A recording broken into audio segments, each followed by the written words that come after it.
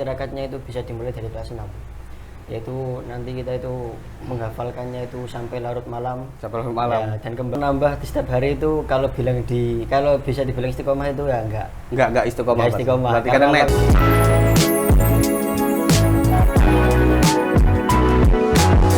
Assalamualaikum warahmatullahi wabarakatuh. Apa kabar pemirsa Menara Langitan dimanapun antum berada? Kembali lagi bersama saya Fikri Pratama di acara podcast Story Santri, podcastnya Santri Lantani.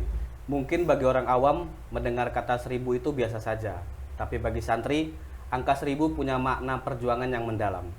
Bukan 1000 langkah, bukan pula 1000 rupiah, tapi 1000 bait alfiah.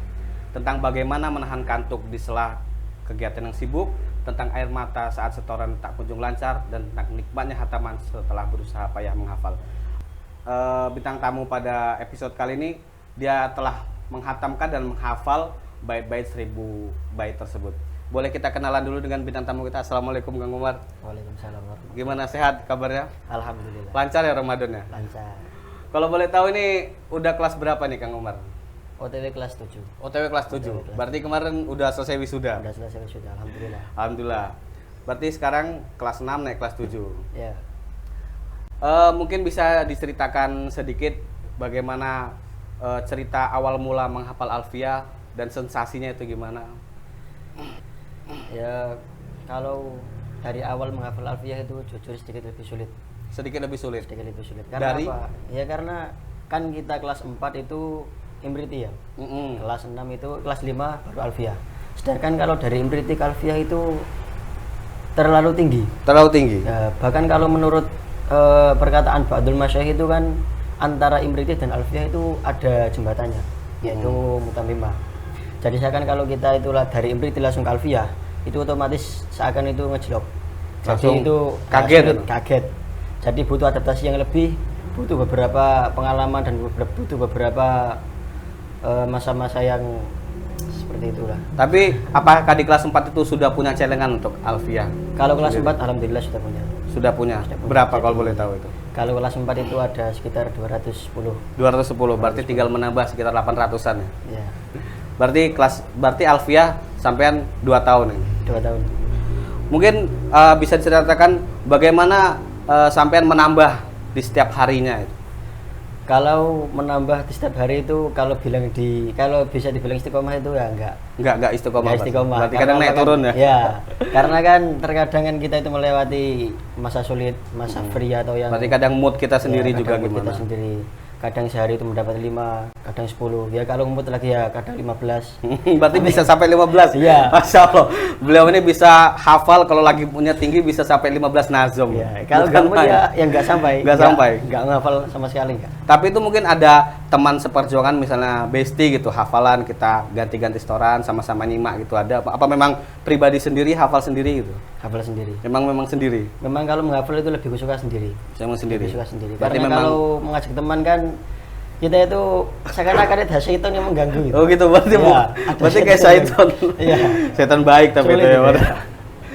Kalau sendiri kan bisa menambah. Iya, berarti memang fokus sendiri. Tipenya fokus sendiri. Lebih susah mana antara menjaga dan menambah, Umar? Kalau menurut saya lebih suka menjaga. Lebih suka menjaga? Ya, karena kan menjaga lebih sulit daripada mencari. Jadi kalau kita itu sudah mendapatkan suatu barang atau suatu perkara, menjaganya itu lebih sulit. Karena apa? Karena butuh ketelitian, butuh keistiqomahan, dan juga butuh kedisiplinan untuk menjaga hal tersebut. Berarti banyak momentum yang ketika kita perjalanan menghafal alfiah itu perlu disiplin, perlu macam-macam. Perlu itu.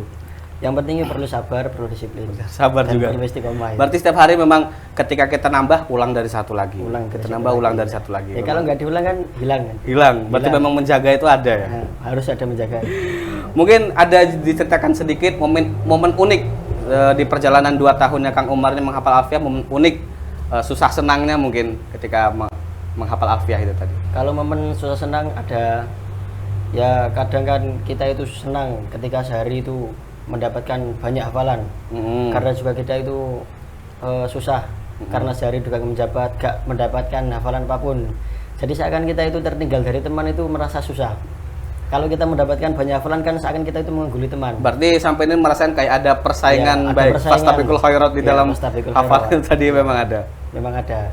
Kalau momentum dalam masa-masa itu juga ada ketika nadoman bersama. Nadoman bersama. Nadoman bersama. Jadi kita itu mengulang dari awal sampai akhir tanpa melihat nadoman. Jadi memang nadoman bersama itu event bukan berarti hanya senang-senang saja. Tidak. Tapi berarti kita bersama-sama mengulangi dari awal lagi. Mengulangi dari awal. Itu memang nambah semangat lagi. Memang nambah semangat. Apalagi dengan lagu-lagu yang unik ya. Tapi tetap lagu. Sesuai. Mungkin tadi membahas tentang nadoman bersama ini. Lagu yang favorit mungkin itu gimana? Kadang kan memang di Pondok Salaf ini melantunkannya itu dengan macam-macam lagunya. Ya kan banyak ya lagu yang dibuat nadoman itu kan banyak. Terutama lagu-lagu Jawa mungkin ya, atau solawatan. Lagu Jawa, solawatan atau lagu mengambil album dari artis-artis terkenal itu. Kalau menurut saya yang paling seru itu mengambil dari albumnya Denny Caknan. Denny Caknan. Denny Caknan. Memang asik-asik. Memang asik ya. Apalagi kan ditambah ada sedikit kodaan-kodaan gitu. Berarti memang kelotean itu nambah ya, nambah pengaruh semangat. Pengaruh semangat itu.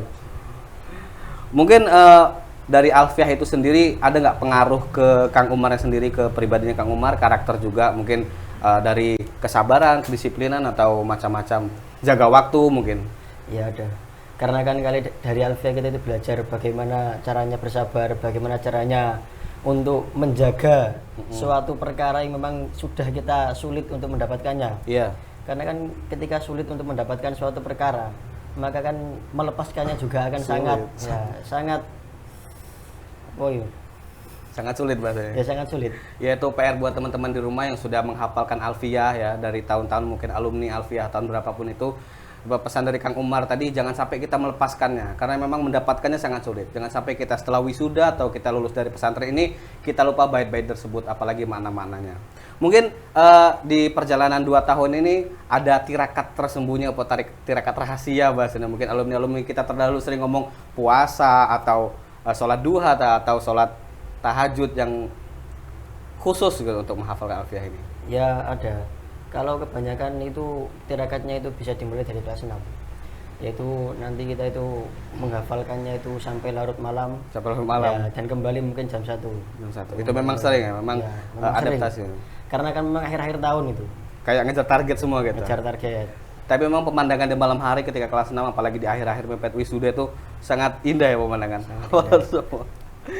Pernah nggak sih Kang Umar stuck gitu, misalnya hafal 10 bait, nah, terus besoknya hilang 5 bait atau nggak nambah lagi, itu depresi, akhirnya nggak mau ngapalin lagi atau gimana? Ya pernah. Karena pasti kan, pernah ya? Ya, ketika menghafal 10 bait, terus ketika mengulang itu sudah lupa semua juga pernah. Jadi itu pernah itu ketika banyaknya di Nadum Jamak Taksir itu. Karena kan memang sulit ya. Mungkin dari puluhan judul atau maudhu di Alfiah tersebut yang paling berkesan, ya mungkin dari cara penghafalannya, lafadznya atau apapun itu yang paling berkesan di hafalan yang sampai sekarang ya sangatlah bergantung di dalam hati itu apa? Kalau saya ya lebih itu kan Nadum Tasghir. Tasghir ya? Tasghir. Kan biasanya kebanyakan jamak taksir, kata orang-orang jamak taksir. Ya. Ada juga yang khotimah kan anak-anaknya. Ya. Kalau ini Tasghir. Oh, beda, baru sekarang saya. Mungkin ada cerita unik di balik itu Tasghir, mungkin sering ditakzir atau sering perjuangannya atau apa? Ya karena bukan lebih ke takzir, karena ke jamak taksir kan lebih mencolok ke wazannya, jadi lebih gampang menghafalkannya. Kalau ke tasghir itu nadomnya itu lebih banyak yang sama. Ada 2 nadom yang saya benar-benar teliti itu ada sama.